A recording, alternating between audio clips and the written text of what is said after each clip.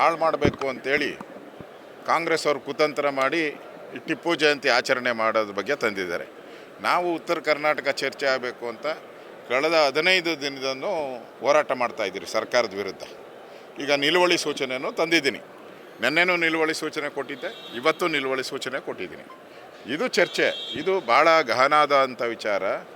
ಮತ್ತು ಉತ್ತರ ಕರ್ನಾಟಕ ಜನಕ್ಕೆ ಮೋಸ ಆಗ್ತಾಯಿದೆ.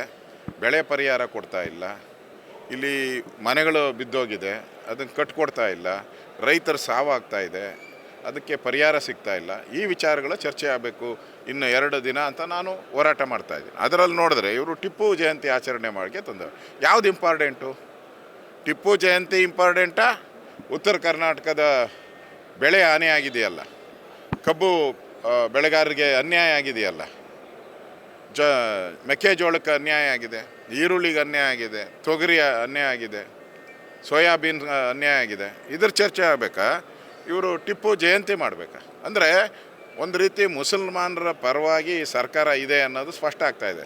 ನಿಮ್ಮ ಪಕ್ಷದ ಆರೋಪಗಳಿಗೆ ವಿಜಯಾನಂದ ಕಾಶ್ಯಪ್ ಅವರು ಮತ್ತೆ ಪ್ರತಿಕ್ರಿಯೆ ಕೊಟ್ಟಿದ್ದಾರೆ. ಬಿಲ್ನಾಡನೇನು ಭಾರತವನ್ನಲ್ಲ, ಆದರೆ ಟಿಪ್ಪು ಸ್ವತಂತ್ರಕ್ಕಾಗಿ ಹೋರಾಟ ಮಾಡಿದ್ದ ಅನ್ನುವಂಥ ಅವ್ರ ವಾದ. ಅವರೂ ಟಿಪ್ಪು ಎಲ್ನೋರು ಪರ್ಷಿಯಾದ ಅವನ ಕತ್ತಿ ಮೇಲೆ ಏನಂತ ಬರೆದಿತ್ತು, ಪರ್ಷಿಯಾದ ಭಾಷೆಯಲ್ಲಿ ಬರೆದಿದ್ದು. ಅವನು ಕನ್ನಡದವನಾಗಿದ್ದರೆ ಕನ್ನಡದಲ್ಲಿ ಬರಿಬೇಕಾಯಿತು. ಇವತ್ತು ಟಿಪ್ಪು ಖಡ್ಗ ಹಂಗೆ ಇದೆ, ಲಂಡನ್ನಲ್ಲಿದೆ. ಟಿಪ್ಪು ಹೆಸರು ಯಾರ್ಯಾರು ಹೇಳ್ಕೊಂಡು ಅವರೆಲ್ಲ ಏನೇನಾಗಿದ್ದಾರೆ. ಟಿಪ್ಪು ಹೆಸರು ಹೇಳಿ ಒಬ್ಬ ಫಿಲಮ್ ತೆಗಿಯೋಕೆ ಹೋಗಿ ಇಡೀ ಸುಟ್ಕೊಂಡ, ಅವನು ಜೀವನನೇ ಸುಟ್ಕೊಂಬಿಟ್ಟ, ಅವನೇ ಸುಟ್ಕೊಂಡ.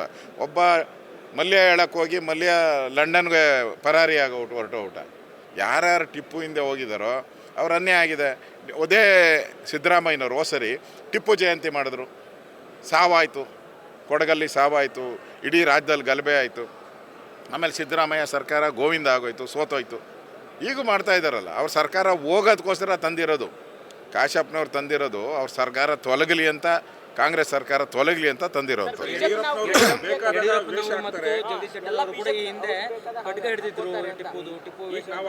ನೋಡ್ರಿ, ಅದು ಫೋಟೋ ಇವಾಗ ಯಾರ್ಯಾರ್ದೋ ಫೋಟೋ ಹಾಕ್ತಾರಪ್ಪ. ಫಂಕ್ಷನ್ಗೆ ಹೋದಾಗ ನಾವು ಯಾವುದೋ ಮದುವೆಗಳಿಗೆ ಹೋಗ್ತೀರಿ, 100 ಜನ ನಮ್ಮ ಜೊತೆ ಬಂದು ಶಾಲು ಹಾಕ್ತಾರೆ, ಪೇಟ ಇಡ್ತಾರೆ, ಹಾಗೆ ಇಟ್ಟಿದ್ದಾರೆ.